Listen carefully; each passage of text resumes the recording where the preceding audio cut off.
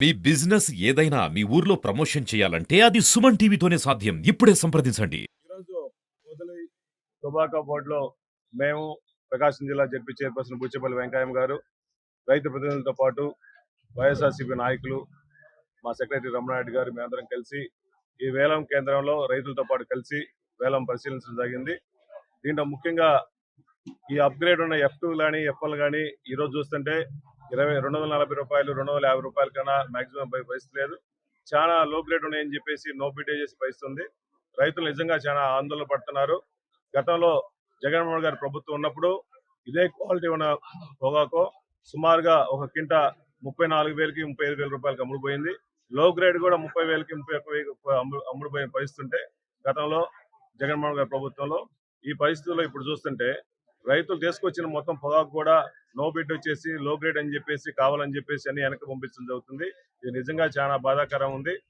గతంలో జగన్మోహన్ గారి ప్రభుత్వం ఎలా ఉందో అప్పుడు మార్కెట్ ద్వారా సుమారుగా 100 కోట్ల రూపాయలు విచ్చేసేసి జగన్మోహన్ గారు రైతుల మీద ప్రేమతో టొబాకో మీద ప్రేమతో టొబాకో రైతుల మీద ప్రేమతో వాళ్ళకి అన్యాయం జరగకూడదని చెప్పేసి వాళ్ళకి న్యాయం జరగాలని చెప్పేసి అప్పుడు రైతు ప్రభుత్వం కూడా జగన్మోహన్ రెడ్డి గారు సుమారుగా 100 కోట్లు వెచ్చించి టొబాకో వాళ్ళని ఆక్షన్ లో పార్టిసిపేట్ చేశారు.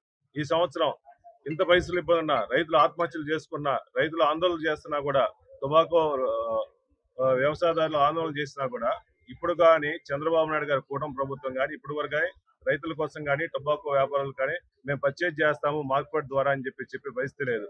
ఈ ప్రభుత్వానికి చంద్రబాబు నాయుడు గారి ప్రభుత్వంలో ఎలక్షన్ల ముందు రకరకాల హామీలు ఇచ్చారు.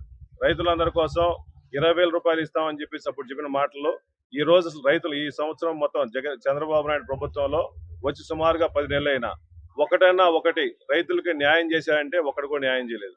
ఇంత మాత్రం మిర్చి రైతులు ఇబ్బందులు పడుతున్నారు, పొగాకు రైతులు ఇబ్బంది పడతారు, ధాన్యం రైతులు ఇబ్బంది పడుతున్నారు, పత్తి రైతులు ఇబ్బంది పడుతున్నారు, కంది రైతులు ఇబ్బంది పడుతున్నారు. వీళ్ళందరినీ పట్టించుకోకుండా ఓన్లీ ఈ రాష్ట్రం మొత్తం అమరావతి చుట్టూ తిరుగుతూ అమరావతి కోసం సుమారుగా 40,000 కోట్ల రూపాయలు ఒక అమరావతి డెవలప్మెంట్ మీద ఖర్చు పెడుతున్నాడు. అంత ఖర్చు పెడుతున్నారు కదా, ఒక 100 కోట్లు 200 కోట్లు రైతుల కోసం ఎందుకు ఖర్చు పెట్టరు? ఎలక్షన్ల ముందు ఇచ్చిన హామీలు ఎట్టా వదిలేశారు. రైతులను ఆదుకోవాల్సిన పరిస్థితి సెంట్రల్ గవర్నమెంట్ మీద స్టేట్ గవర్నమెంట్ బాధ్యత మీకుంది కదా. దయచేసి ఈ రైతులను ఆదుకోవాల్సిన అవసరం ఉంది. అదే విధంగా గతంలో జగన్మోహన్ గారు ఏ విధంగా ఆదుకున్నాడో అదే విధంగా ఆదుకోండి. ఇప్పుడు చూస్తుంటే చాలా మంది మన పర్చూరు కాన్స్టిట్యున్సీలో ఒక రైతులు 2 ఆత్మహత్యలు చేసుకున్నారు. ఒక మనిషి చనిపోయాడు. అట్లీస్ట్ పరామర్శలు కూడా లేరు. ఈ ప్రభుత్వంలో రైతు ఆత్మహత్యలు ఎక్కువ అవుతాయి. ఇదే విధంగా టొబాకో రైతులను పట్టించుకోకపోతే ఇంకా ఎక్కువ మంది ఆత్మహత్యలు చేసుకుంటున్నారు. కాబట్టి దయచేసి ఇప్పుడైనా స్టేట్ గవర్నమెంట్ ఇంటర్ఫీర్ అయ్యి సెంట్రల్ గవర్నమెంట్ ఇంటర్ఫీర్ అయ్యి మార్కెట్ ద్వారా పర్చేజ్ చేసి పొగాకు రైతులని మిగిలిన రైతులకు న్యాయం చేయాలని చెప్పేసి వైఎస్ఆర్సీపీ తరఫున డిమాండ్ చేస్తున్నాము. ఇదే సమస్య ప్రకాశం జిల్లాలో ఉన్న సమస్యలు, పక్కన మూడు జిల్లాల్లో ఉన్న సమస్యలు కూడా టొబాకో సమస్యలు మా నాయకుడు జగన్మోహన్ గారి దృష్టికి తీసుకెళ్లాము.